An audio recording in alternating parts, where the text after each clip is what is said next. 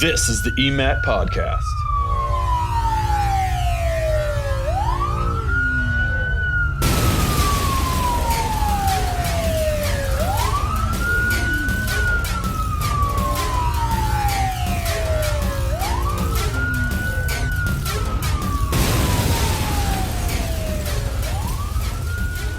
Hello and welcome to the Emergency Management Association of Texas EMAT podcast. I am your host, Aaron Ewing, Digital Media Specialist with the Harris County Office of Homeland Security and Emergency Management. Today, our guest is Dr. Jeannette Sutton, Associate Professor at the University of Kentucky. Welcome, Dr. Sutton. Thank you very much. I'm pleased to be with you today. Excellent. Dr. Sutton is one of the many talented presenters we have lined up for this year's symposium. This year, she will be presenting on designing for disaster mobile messages that make a difference. Dr. Sutton, would you tell us a little bit about yourself? Sure. Well, I am an associate professor at the University of Kentucky in the Department of Communication, where I also run the Center for Disaster and Risk Communication. We focus on conducting research around the ways that people can improve their communication during conditions of imminent threat. And my focus has been on studying warning messages across a variety of different threats, but primarily focusing on channels that deliver short messages, such as social media, Twitter messages, or things like wireless emergency alerts or other text-based messages that you would receive on your phone if you were under a condition of threat. Okay, excellent. I do have a couple questions for you pertaining to the short messages. You did mention that you were doing some study and some research on the more national platforms like the wireless emergency alert or the iPause system. Could you speak a little bit to that? Sure. I've been conducting research on wireless emergency alerts since early 2000s, back when it was originally called the Commercial Mobile Alert Service. And we've conducted research on how to create messages that people will, when they receive them, that they will understand them and that it will prompt them to take protective actions. And so we did a lot of experimental research with people in laboratory, and also got a lot of feedback on different kinds of threats and the message contents that would promote protective action taking. And then more recently, I've conducted a thorough survey of literature on all of the research that we have on short messages in terms of how to design the very best messages based on all of the social science studies that have been conducted. And we're really pleased to have the ability to collect all that information, because when you condense it down, you can actually identify key parts of a message that you can adapt that will make a greater influence on people's decisions to take protective action. And I'm excited about helping people to learn how to design better messages based upon that research.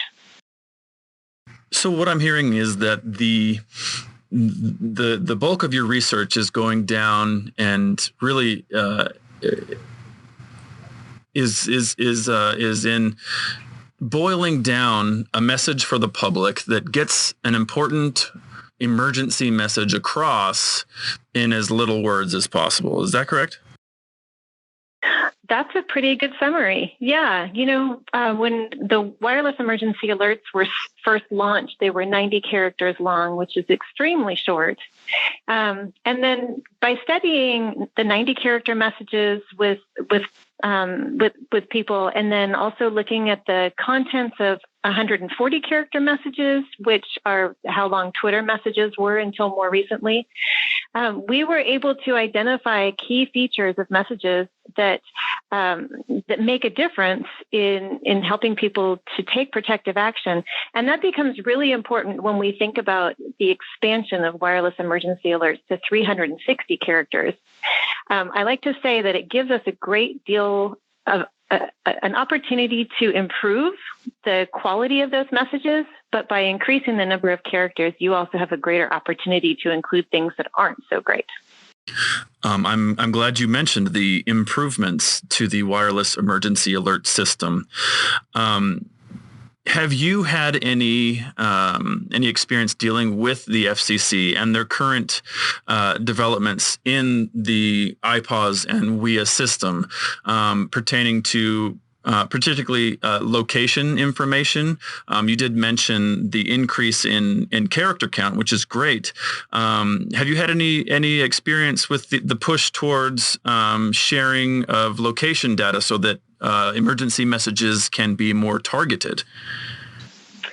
That is not something that I've been studying, but I'm looking forward to seeing my colleagues in geography and the other social sciences who can really inform us about how that is improving the ability to target populations that are at risk. I believe that this is going to be a very good thing, especially for reducing overwarning of populations and perhaps even helping emergency managers and risk communicators to have greater faith in the system and its ability to reach people who are at risk and not those who are not at risk. Okay, excellent. And that sounds like the perfect segue into talking about your presentation that you will be giving at this year's EMAT Symposium entitled Designing for Disaster, Mobile Messages That Make a Difference. If you wouldn't mind, go ahead and give the EMAT members a little bit of a teaser.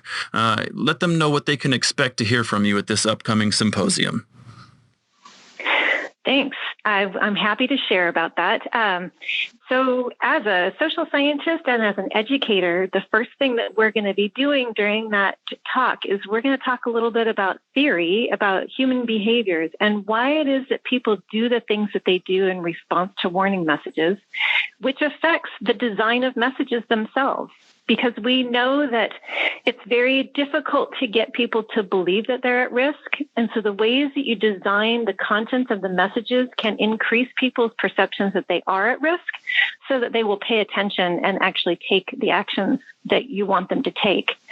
So we'll start there, and then we're going to actually do some interactive things where I'm going to ask people who are sitting in the audience to look at some messages and figure out, is it really a warning or not? And I think there's some surprises because oftentimes when we look at warning messages that come across our Twitter feed, it looks like a warning. But if you really pay attention to the characteristics of what should be included in a warning, you'll realize that not everything is included. And it actually reduces people's ability to act because they don't have all of the necessary information. So from there, we'll then talk about how to improve messages so that it includes the elements that need to be part of different messages. And at the end, I'll ask people to talk about another set of messages that I show them and evaluate them in terms of what they've learned over the course of the talk. So it's very applied and gives people an opportunity to really think through problems and increase their ability to identify what's a good warning, what's not a good warning, and how they can improve their own messaging. Excellent. That sounds very interesting. I know that I, for one, am looking forward to your presentation. And just to give you a little background on myself, I am a graphic designer by trade. I started working in the emergency management field about 3 years ago. My first trial by fire was Hurricane Harvey here in Houston, Texas. I had only been on the job for about 2 months when 6 feet of rain fell on our county.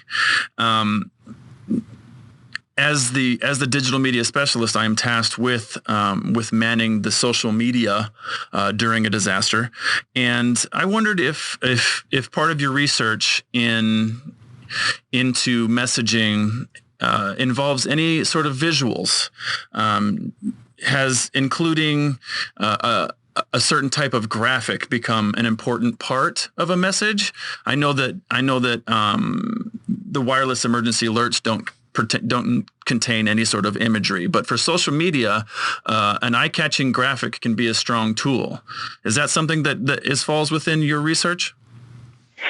Absolutely. And you are 100% correct that a strong graphic can be a tool. In fact, when we look at Twitter research and we look at what makes a message go farther on the Twitter social network, if you include a graphic, it definitely increases the likelihood that that message will get passed along. Mm-hmm. And it's really important because those messages help people to discriminate between just the text messages and something that they want to stop and pay attention to, which is one of your primary objectives when you're putting information onto Twitter. First, you have to get people to stop and pay attention to it.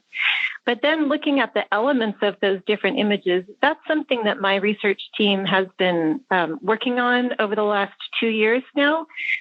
With the National Weather Service, we have some funding to investigate the ways the images are designed and the ways that people interact with them visually. So we're doing some eye tracking research, which I think is very exciting, to help to influence the design of those graphics. And we've also worked with the U.S. Geological Survey on their drop, cover, and hold icons to see how people's attention is drawn to those as part of a message. And so thinking about the graphic design of warning messages is very important. It's not something we've done a lot of investigating into yet, but visual risk communication, I think, is one of the things on the forefront. Absolutely. Absolutely. Well, Dr. Sutton, I want to thank you again for joining us on the EMAT podcast. I know that you have the background and the knowledge that is going to be very valuable to our members. And for the EMAT members, I want to give you some information. At the EMAT Symposium, Dr. Sutton's presentation will be the first ever live webinar at the EMAT Annual Symposium. We are rebranding our EMAT bi-monthly webinar series as Text Talks, and her presentation will be the first under that new name. Her presentation is on Tuesday, February 25th, 2:30 p.m. to 3:20 p.m. Her presentation is part of the emergency management track, but will be the only presentation during this period, so all of our attendees can attend and participate in the webinar. Again, thank you so much, Dr. Sutton, for joining us today. The EMAT Symposium is fast approaching. Visit www.emat-tx.org for more information. And don't forget to follow us on social media at Your EMAT. Again, that's at Your EMAT. And we'll see you at the symposium.